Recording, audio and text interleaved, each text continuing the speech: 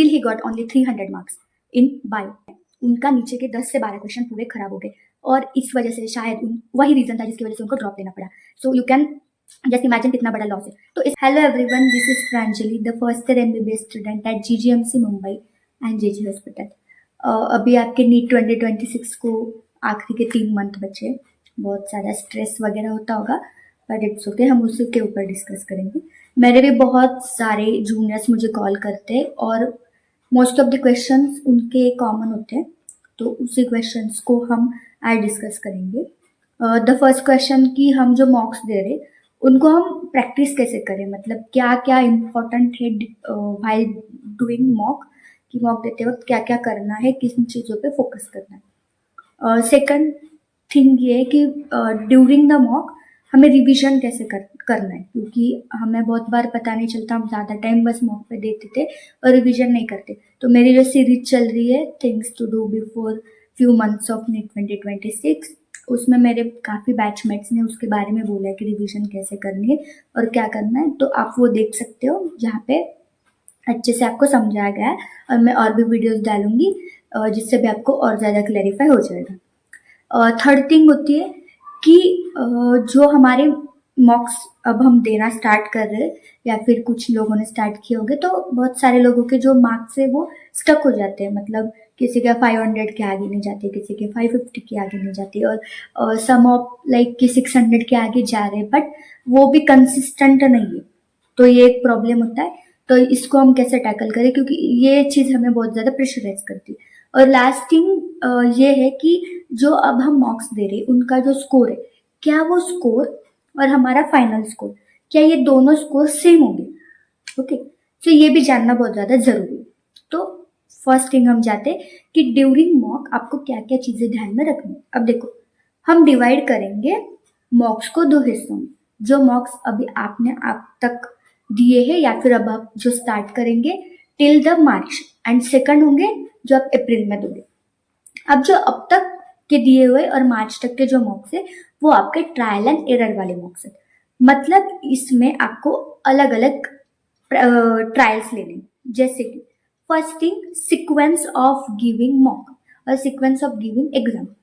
For example, आप bio से start कर रहे हो या केमिस्ट्री से स्टार्ट कर रहे हो या फिजिक्स से स्टार्ट कर रहे हो, आप कौन सा सीक्वेंस रख रहे हो।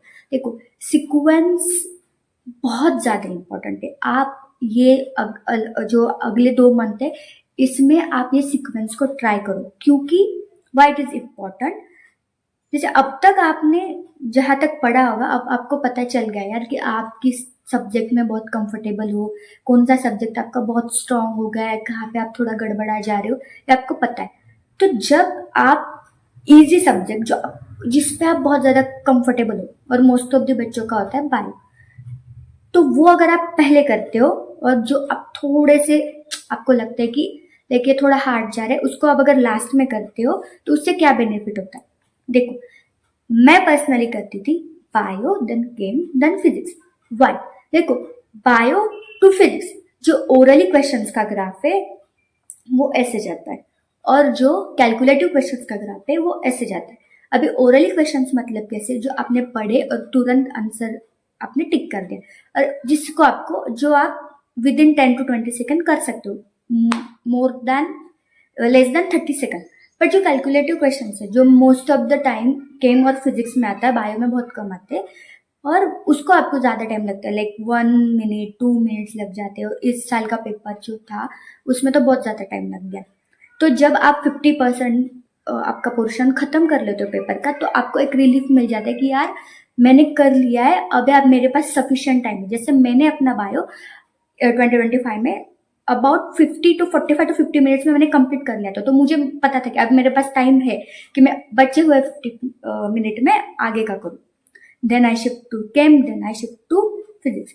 अब ये देखो, ये सीक्वेंस क्यों इंपॉर्टेंट है। जैसे कि मेरा एक बैचमेट है जो हमेशा मेरे से उसके ज्यादा मार्क्स होते थे मॉक में, almost every mock, but still in the day of exam he did some mistakes in this sequence. उसने क्या किया, पहले स्टार्ट किया उसने फिजिक्स से, जो वो करता था बायो से या केमिस्ट्री से स्टार्ट फिजिक्स से किया, इस साल का फिजिक्स आपको पता था कितना हार्ड है। फिजिक्स से स्टार्ट किया, उसमें कुछ क्वेश्चंस देखे, फिर उसके बाद उसको लगा कि यार ये तो काफी टफ है, जिसमें उसको 15 to 20 मिनट चलेगा और पैनिकनेस तो और इंक्रीज हुआ। देन ही शिफ्टेड ऑन केम का भी वही हाल हुआ। उसने देखा, अब ऐसा नहीं कि उसको आ नहीं रहा था, बट जब लेंथ देखते हो आप क्वेश्चन की, जब क्वेश्चन पे बहुत ज्यादा टाइम लगा देते हो तो आप पैनिक हो जाते हो, जिसके कारण आपको जो आ रहा है वो भी आप थोड़ा सा खराब कर देते हो। Then shifted on bio. अब बायो पे उसने शिफ्ट जब किया, जम किया, अब मुझे पता है कि वो ऐसा लड़का था जिसका बायो इतना ज्यादा स्ट्रॉन्ग था कि वो 2025 जैसे पेपर में 340 के नीचे तो कभी नहीं आता, वो उसके प्लस ही होता है। Still he got only 300 marks in bio. So ये कितना इंपॉर्टेंट है सीक्वेंस को एनालाइज करना कि कैसे जाना है। अभी ये आपको ट्राई करना है, ट्रायल्स आपको आपके पेपर में करना है कि आप कहाँ से स्टार्ट करो। फिजिक्स से भी स्टार्ट करो, नो प्रॉब्लम, बट आप कंफर्टेबल हो या नहीं ये देखो। Second thing, bubbling mistake. Bubbles करना अभी बहुत सारे टीचर्स आपको बताएंगे, या फिर आपके सीनियर शायद बोल सकते हैं कि यार पूरा पेपर कर लो और जिसके बाद बबलिंग करो, which is the wrong way to bubble. क्योंकि जैसे हार्ड और अगर टाइम कंज्यूमिंग पेपर आया और उसमें अगर आपने बहुत ज्यादा टाइम कैलकुलेशन में चला गया, तो इन द लाइक उस वक्त आपके माइंड में क्या चलता है कि अरे यार मेरी बबलिंग बाकी, और उस चक्कर में आप और ज्यादा पैनिक होने लगते हो। उससे अच्छा एक सब्जेक्ट लो, उसके जितने क्वेश्चन आ रहे वो करो, उसके बाद उसकी बबलिंग करो। ओके, अभी बबलिंग करने के भी दो पॉइंट है।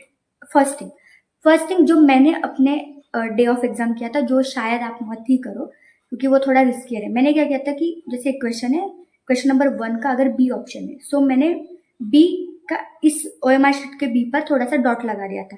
फिर सेकंड का लेट सपोज डी है तो डी पे डॉट। तो जैसे पूरा हो गया तो मैंने बस जो डॉट्स डॉट्स छोटे छोटे देखे तो उसके ऊपर मैंने बबल कर दिया। शायद ये गलत हो सकता है, आप ये मत करो। पर ये भी नहीं करना है कि like B C D A ऐसे किया और इधर सेम बबलिंग की, ऐसा नहीं करना है। क्योंकि वन ऑफ माई सीनियर उन्होंने क्या किया था कि वो ऐसे ही करते गए, बीच में एक क्वेश्चन उन्होंने नहीं सॉल्व किया था और जिसके चक्कर में उनका नीचे के 10 से 12 क्वेश्चन पूरे खराब हो गए, और इस वजह से शायद उन वही रीजन था जिसकी वजह से उनको ड्रॉप लेना पड़ा। So you can just imagine कितना बड़ा लॉस है।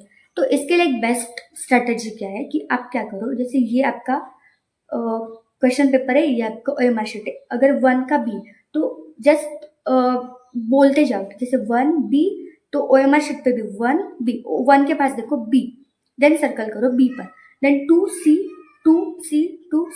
सर्कल करो। ये बहुत अच्छी स्ट्रेटेजी, इसको फॉलो किया तो आपके मिस्टेक्स नहीं होंगे। देखो अगर कोई चीज आपको नहीं आए, इट्स ओके। 2025 में भी ऐसा कोई नहीं था जिसका हर एक क्वेश्चन सही आया, ओके। बट अगर आपको कोई चीज आ रही है और फिर आप वो बबलिंग जैसे छोटी सी चीज की वजह से गलत करो, then it will be like disaster है, डिस्ट्रॉय कर देगा आपके पूरे रैंक को। क्योंकि एक एक रैंक, एक एक मार्क भी कितना इंपॉर्टेंट है ये आप अभी नहीं समझोगे, जब आप काउंसिलिंग के लिए एंटर करोगे तब समझोगे। क्योंकि उस वक्त जब आप देखते हो ना कि बस एक मार्क, मुझे पता है कि मेरे मार्क्स से ज्यादा बस एक मार्क मेरे एक बैचमेट का है और हमारे रैंक के बीच में ऑलमोस्ट 400-300 का गैप, तो एक एक मार्क के ऊपर कितनी ज्यादा कंपटीशन है। और इस चक्कर में 400-300 रैंक के भी आपका एक हाथ ड्रीम कॉलेज आपको जिसमें जाना होगा, आप नहीं जा पाओगे। अब सेकंड थिंग, अभी बहुत सारे लोगों को क्या लगता है कि ये जो मार्क्स है वो क्या है, हमारे लास्ट मार्क सेम है। नहीं, फेब और मार्च के जो मॉक्स है ना, ये आप, मुझे पता है कि जब अब मॉक्स देते हैं, स्कोर आता है, टीचर्स पूछते हैं, एकेडमिक प्रेशर होता है, फैमिलियर प्रेशर होता है, फ्रेंड्स का प्रेशर होता है, हर कोई आपको जज करता है। बट जो good teacher, good family members जो है ना, वो आपको कभी भी जज नहीं करेगा इन मॉक्स के बेसिस पर। वो आपको अप्रैल वाले मॉक्स के ऊपर ही आपका सब कुछ डिपेंड है कि आपका फाइनल स्कोर कितना आएगा। ये सारे मॉक्स जो है वो आपके रिवीजन वाले मॉक्स है। मतलब इन मॉक्स से आपको हर एक चीज को रिवाइज करना है, एनालाइज करना है, ट्रायल्स लेने, कहाँ आप कंफर्टेबल हो कहाँ नहीं हो। देन आपको देखना है कि हर एक चीज से आपको लाइक एवरी क्वेश्चन आपको एक टॉपिक बताता है, एवरी क्वेश्चन आपको एक टॉपिक बताता है कि आपको वो आता है या नहीं आता है। इन 2 मंथ में उन जो भी क्वेश्चंस गलत हो रहे उनको मिस्टेक बुक में देखो, उसको अच्छे से प्रिपेयर करो, ताकि ये अप्रैल में जब आए तब आपका कोई भी क्वेश्चन गलत ना हो। तो this is all about your giving मॉक्स। अब नंबर ऑफ मॉक्स कितने होने चाहिए, देखो अभी अगर आपने फेब और मार्च में अल्टरनेट डेज भी अगर मॉक दिया then it will be sufficient, but अप्रैल में आपको डेली मॉक देना ही है। हफ्ते में आप संडे वगैरह ब्रेक ले सकते हो, बट आपको देना। अभी ऐसा नहीं कि पूरा दिन आपने मॉक ही दे दिया उसी पे डाल दिया, नहीं। 3 आवर्स का आपका मॉक है, ठीक है। आप कोचिंग में जाओगे 1 घंटा जाने में 1 घंटा आने में, 5 आवर्स तो वही हो जाते। फिर एक हाफ आवर आपका checking and score, then analysis को 1 आवर। तो ये अब 6-7 घंटे इधर दिए, और बचे हुए जो 5-6 घंटे वो आपको रिवीजन देने। रिवीजन स्ट्रेटेजी मैंने पहले भी आपको शेयर की हुई है कि कैसे कैसे रिवीजन करना है, वो भी आप देख सकते हो मेरे यूट्यूब चैनल पे। Then this is all about the your mocks. अभी जो फ्रेशर्स है जिनके शायद बोर्ड अभी फेब से स्टार्ट होंगे, please try to attempt every mock, please don't skip any mock. I saw so many freshers in my coaching like this 2025 कि उन्होंने यार पेपर के दिन भी मॉक दिया है, पेपर के दिन भी मॉक दिया, उन्होंने नहीं किया। और आज वो एक बहुत अच्छे जगह पे है, बहुत अच्छे कॉलेज में है, जीएमसी में है। सो मैं प्रेशराइज नहीं कर दूँ कि दो ही, but please try to give mock, don't skip it, वरना फिर वो एक पॉइंट आ जाता है। और नेक्स्ट थिंग, अगर आपको आपके जो भी चैप्टर वाइज अगर आपको कुछ डाउट आ रहा है ना कि आपके चैप्टर वाइज रिवीजन नहीं हो रहे, तो जो जो चैप्टर्स आपको लग रहे कि वो आपसे अच्छे से नहीं हुए, तो 1 दिन 2 दिन लेकर उनको अच्छे से करो। और चैप्टर वाइज मॉक्स भी मतलब चैप्टर वाइज टेस्ट भी अवेलेबल होते हैं ऑनलाइन, तो वो देखकर वो सॉल्व करो, ताकि आपका कॉन्फिडेंस बिल्डअप हो जाए उन chapters. So this is all about your mock. So let's we repeat, let's we revise the whole thing. First thing आपका sequence, second thing bubbling, हाँ time management also I forget. Time management देखो, bio के लिए अगर आप 40 to 50 minutes are more than enough यार, इससे ज़्यादा देने की ट्राई मत करो, इसी की भी प्रैक्टिस लगा।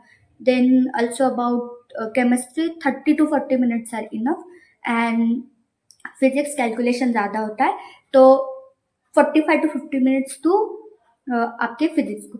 सो लगभग आपके पास आधा घंटा बचता है, जिसमें आप वन वे एक बार होगा तो सेकंड टाइम आप फिर से सारा सब कुछ देख सकते हो। फिर बबलिंग, फिर जो बचा है उसकी बबलिंग, फिर एक राउंड लो, फिर वैसे ही फर्स्ट सेकंड थर्ड सब्जेक्ट, फिर फर्स्ट सेकंड थर्ड सब्जेक्ट। एक ही सब्जेक्ट पे प्लीज एकदम पकड़े मत रहो एक ही सब्जेक्ट को, ताकि क्या होगा, थोड़ा डिफरेंट डिफरेंट क्वेश्चन जब देखो, डिफरेंट डिफरेंट जब आप चैप्टर्स देखो, सॉरी सब्जेक्ट देखोगे, तो माइंड भी आपका थोड़ा सा फ्री होगा, क्योंकि आप एक ही क्वेश्चन के ऊपर ज़्यादा ध्यान दोगे तो टाइम उस पर चला जाएगा और पैनिकनेस और ज़्यादा इंक्रीज हो जाती है। So this is all about today's my video. If अच्छा लगा आपको तो प्लीज़ कमेंट करो और क्या चाहिए, और अगर इस पे और इम्प्रूव्ड वीडियो चाहिए तो वो भी मुझे बताओ। ये मैंने बहुत ज़्यादा फास्ट बनाया है और मैं अपलोड करूँगी। अगर और भी अच्छा कुछ चाहिए तो प्लीज़ कमेंट करो, and just don't take any stress. All the best and bye bye. Thanks for watching.